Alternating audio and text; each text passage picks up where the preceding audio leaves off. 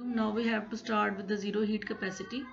Previously we have discussed about the lattice heat, lattice specific heat or specific heat capacity, and then we have described about Dulong-Pettit law.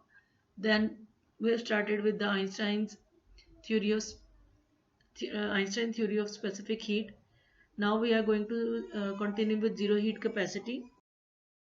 Zero heat capacity means an infinitesimal small amount of energy will increase the temperature by infinitely large amount.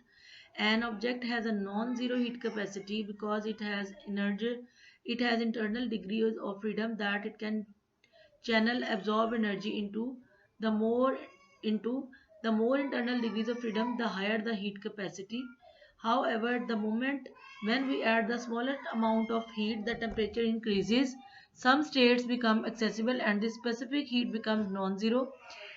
The zero specific heat is more of an idealized limit than a real phenomenon. Temperature is the average movement of the molecule at a specified volume. Here you can see at low movement, the low movement. At high temperature, the movement is high. Heat capacity with temperature, the temperature of a material reflects the average total kinetic energy of its particles or the other energy stored in the material. Thermal energy stored as kinetic energy in the random modes of translation in monatomic substances and translations and rotations of polyatomic molecules in gases. Additionally, some thermal energy may be stored as the potential energy associated with high energy modes of vibration. Whenever they occur in interatomic bonds in any substance, translation, rotation, and the two types of energy in vibration, kinetic and potential, represent the degrees of freedom of motion which classically contribute to the heat capacity of thermodynamics.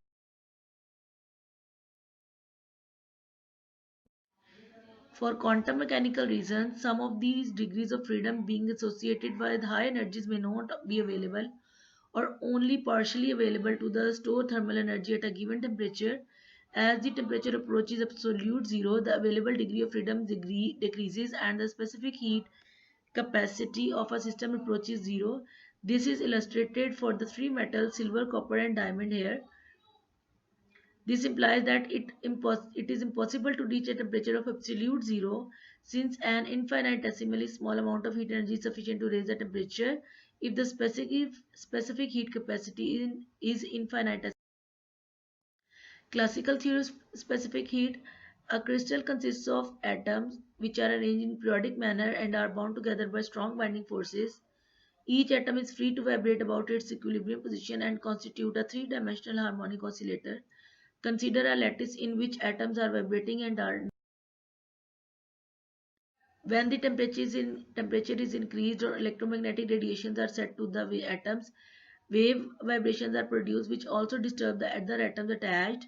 Here you can see in the picture. Also the vibrations in the lattice are three-dimensional oscillation. So three and harmonic oscillator. Now for single oscillator we have state of that atom, its position, coordinate q and momentum. So coordinate p. E is the total energy of the single atom. So E is equal to kinetic energy plus kinetic energy is equal to 1 over 2 mv square is equal to 1 over 2 m square v square, and then multiplying and dividing by m we get m square v square. So mv is equal to p, so p square over 2m, and kinetic energy is equal to p square over 2m. And now restoring force on an atom as it vibrates harmonically, F is equal to kx. Average value force will be 0 plus kx divided by 2. Here that will become 1 over 2 kx. Now the work done, force into distance, 1 over 2 kx into x, and that potential energy is equal to 1 over 2 kx squared. Here position coordinate is given by x is equal to q, so potential energy will become 1 over 2 kq square, that is equation 2. So the total energy is P E is equal to P square over 2m plus 1 over 2 kq square, that is equation A. Now as the lattice is composed of ions in our case, so have lattice vibrations, we convert potential energy into omega form, that is equal to omega square is equal to k over m, and k is equal to m omega square. Then equation A becomes E for momentum and position vector q is equal to p square over 2m plus 1 over 2 m omega square q square, which is the energy of a single atom. That are the references books. Solid State Physics by M.A. Wahab and Introduction to Solid State Physics by Charles Kitter, जिसको आप follow कर सकते हैं. अगर कोई question इससे regarding हो, कोई प्रॉब्लम हो, that are the references books. और अगर आपको टॉपिक से रिलेटेड फिलहाल तक कोई प्रॉब्लम हो तो आप डिस्कस कर सकते हैं. Thank you so much.